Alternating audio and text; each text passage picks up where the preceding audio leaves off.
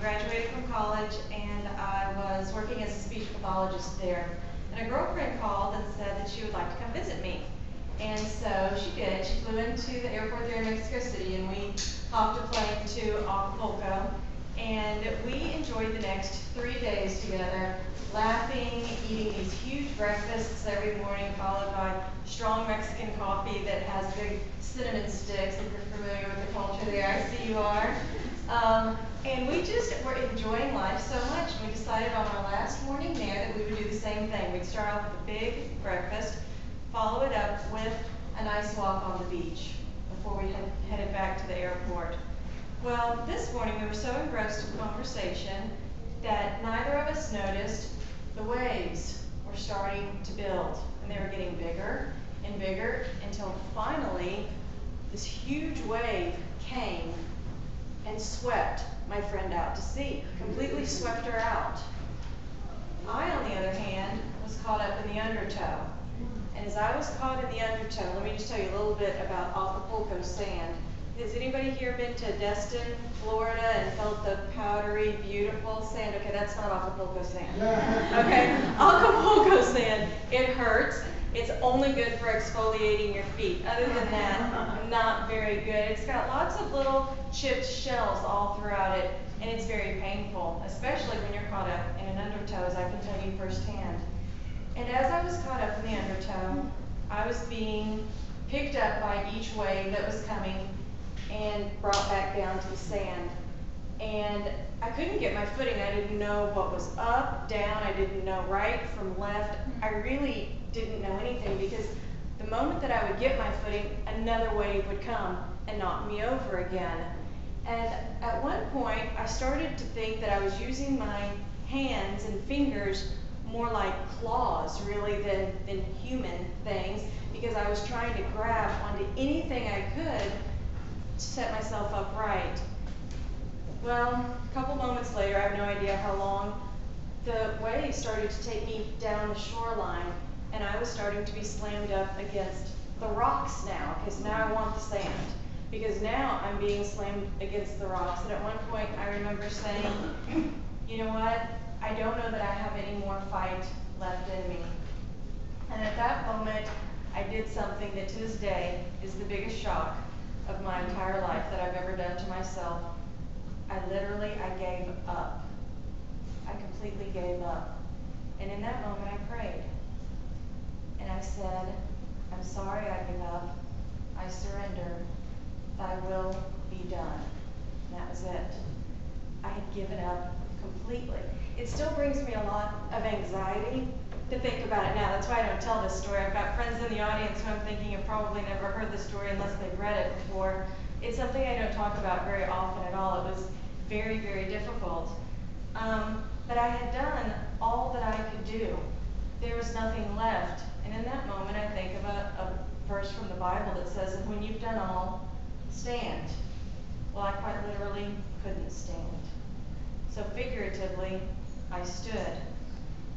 And by offering that prayer of thy will be done, I believe what I was doing is I was accepting what is in that moment. I was saying, thy will be done. There is a force larger than I am. My claw-like fingers can't hold on anymore. I can't set myself upright.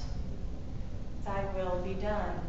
And in that instant, I was scooped up. That's all I can say is I was literally scooped up like a sack of potatoes, and this man or angel, I don't have time to tell you that whole story today because we're going to dive right into trust, but afterward nobody else saw the man but me, so that's why I wonder if he was an angel. But anyway, I saw a man, and he picked me up, and he had a big barrel of a stomach. I remember exactly what he looked like, shoulder-length black hair. He picked me up, and he ran, and he laid me down. And I never saw him again. But it was when I said the prayer that he scooped me up. And I thought about that so many times over the years, that my surrender to what is and to understanding that there is a force bigger than I am led to me being saved in that very moment. All right, so before we we actually explore what I outlined to talk about in this talk, which is shedding old beliefs, and then also how do we anchor ourselves in our everyday lives so that we're anchored in trust when we come to the beach or when we're stuck in traffic and we need to trust or whatever's going on in our lives. I wanted to actually explore a different question first, which is a larger kind of overarching question on why is it important to trust?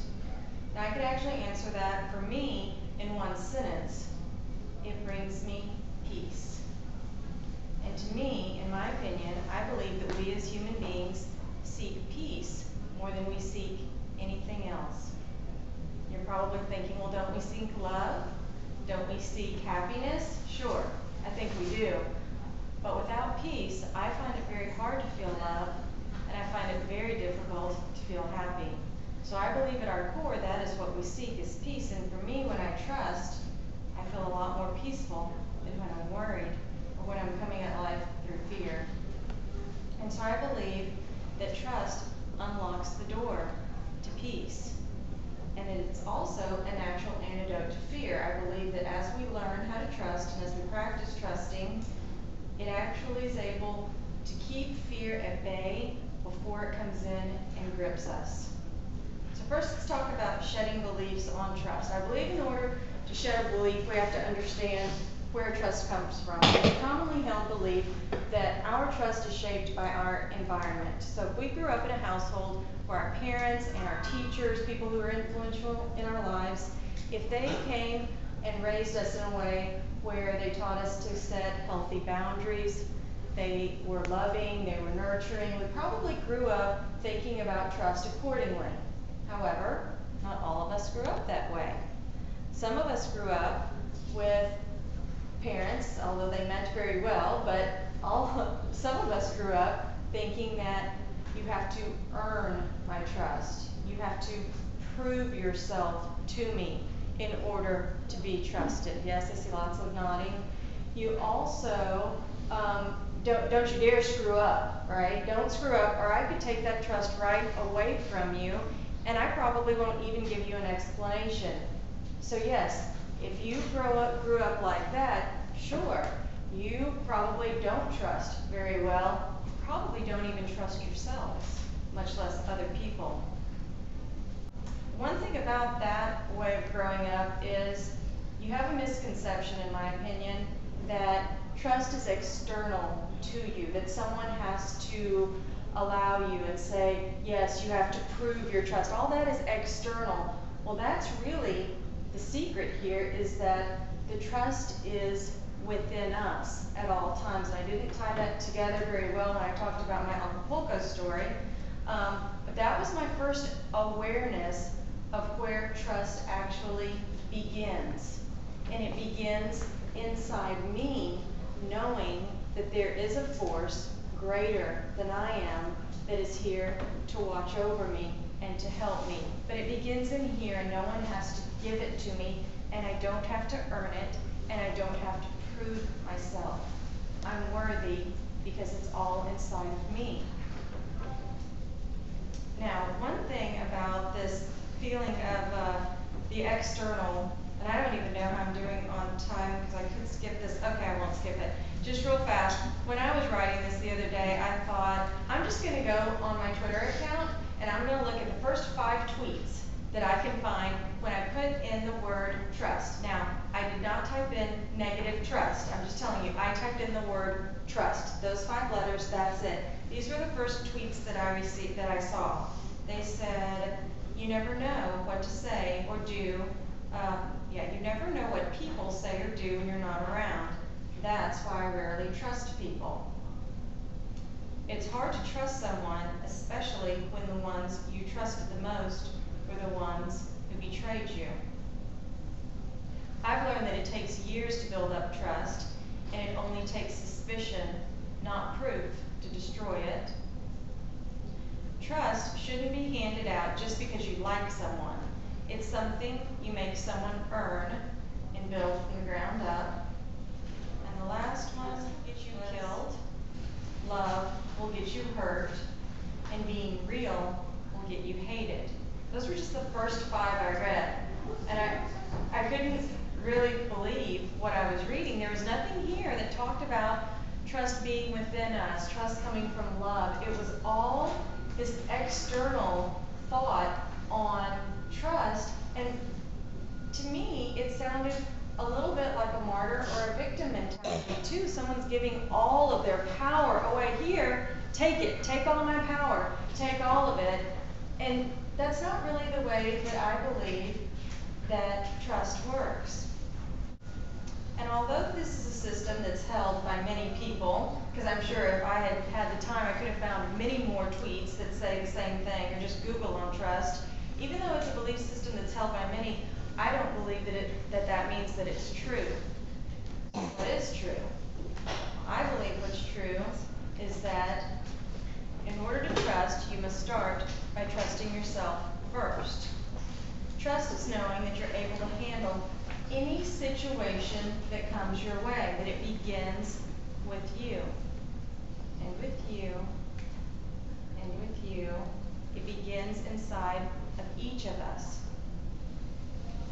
So now let's take the second part of what this talk is supposed to be about. First, shedding the belief, so we had to understand what that belief was, and now learning how to approach every situation in life being anchored or grounded in trust. Now to do that, I'm going to walk us through an example, and the first, set a little context here. First of all, everyone in the audience has to be female right now, okay? You have to be female for all you guys, and you have to be 40 years old, all right? So some of you are like, yeah, all right? So you're female, and you're 40, and you've never had a mammogram before. Okay, you've never had a mammogram, but you're 40, and so you know it's time to schedule your mammogram, and it's time to go in because you don't have any pre-existing conditions that made you go in at 35 or any other age. So now you're like, okay, I'm 40, I need to check that box. And so you schedule the appointment, you go in, you don't really know what to expect, you've never had one, they do this whole smash squash thing, you figure it out, you get dressed, and then as you're leaving, the doctor says, you know, we don't have a baseline on you, we've never seen you before, not to worry if we call you back, don't worry a thing. What will more than likely happen is you'll get a letter in the mail next week. All right, it was very nice meeting you, see you later. Okay, you leave. Well, instead of getting a letter in the mail, you get a phone call the next day. And the phone call is the doctor, and the doctor says, you know, I'm not quite sure what I'm seeing here. We'd like to have you come back in, do a couple more films. We'd like to do an ultrasound also. And not to worry, probably nothing. But if you could just go ahead and schedule that as soon as possible, that would be great. You get off the phone and you go, as soon as possible, you need to look at something a little closer. Now here is where the fear could start to take hold, but not if you're anchored in trust. All right, so you call in, you get your appointment, you go back in, you do the more squashing, smashing, you do the ultrasound thing, all that is fine, you get dressed, and the doctor walks in and she says, you know what? I still need to look a little closer. There's something there I'm just not quite sure I know what I'm seeing. On your way out, could you go ahead and schedule a biopsy just as soon as possible? And you go, biopsy? That's kind of a scary word because we've labeled it that in our language, right? Our language that we use. We've said that's a scary word, and we're like, okay, biopsy. As soon as possible, again, she said as soon as possible. She still needs to look a little closer. Okay, fear really could start to take root now and start to grow. But not if you're anchored in trust. So all right, you wait 24 hours, you wait 48 hours, and your biopsy results are in, and I answered my phone. And on the other end of the line, I heard the doctor say, Leslie, you have breast cancer. That fast. Within, I'd say it took her less than 3 seconds, she gave me my diagnosis, true story, 7 months ago. All right, so each step of the way, fear never took hold of me. And I tell you that not so that you can pat me on the back, but I tell you that in hopes that I can share with you how it didn't take hold of me, that fear. Well, first of all, it's been practiced, lots of practice over the years. And like anything else, playing football or the guitar or anything else that we practice in life, or that we want to get good at in life, we need to practice all the time. And so I'm going to go ahead and use a little bit of a quick football analogy here. And my husband and two sons in the front row, they'll laugh because although I'm surrounded by males and I have 3 older brothers, you would think I know about football. I know nothing about football, but I do know this. I know that there is equipment. I know that there are different players that have different roles, like a quarterback and a linebacker and lots of back people. They have to learn the plays, right? They have to learn the plays. They know what the goal is, to score and make a touchdown and win, so that's the goal. And they have a foundation, and that foundation those are the rules that they have to abide by so that everybody's doing the same thing. All right, so how does that apply to trust? So what is your equipment when you're trusting? Well, I believe that the main equipment that you're using is the awareness of what is. Now, even though I just said like 3 words there, awareness of what is, that's actually a pretty big step. To not say, oh my gosh, she wants to see me as soon as possible, what's going on, she needs to look more, what is it? No, she's assessing, that's all it is. What is it? It's an assessment. So you keep moving your feet, you keep going forward. Now what is this next thing, a biopsy? It's an additional assessment. Nothing has happened so far. Either fear spins out of control or you try to be aware of what is. So I believe that's your equipment. Who are the players? Well, the main player in this is you. You are going to be in the situation of this biopsy. You are in the situation of going through a divorce or having a sick child or any of these sitting in traffic. Whatever your situation is, you're the main player. I had lots of other players. I had a breast surgeon, an oncologist, you name it. I had one. So there's lots of different players, but you are the captain. Your end goal, I think we've already talked about the end goal, is peace. I also believe that there's a throughout goal. And the throughout goal, in football, I guess I was thinking it would be so you don't get injured, right? You want to get through the whole game and not have any injured players. I think here, your throughout goal is keeping fear at bay, because once the fear grips you, I think it's really hard to let it go. So I think that is your throughout goal, and that leads you to peace, which is your ultimate goal. So then I started asking myself, well, what are my plays? What am I actually playing and practicing with here? And that's a very technical term that I have called, it is your stuff, okay? It is your stuff, because we all have our stuff, right?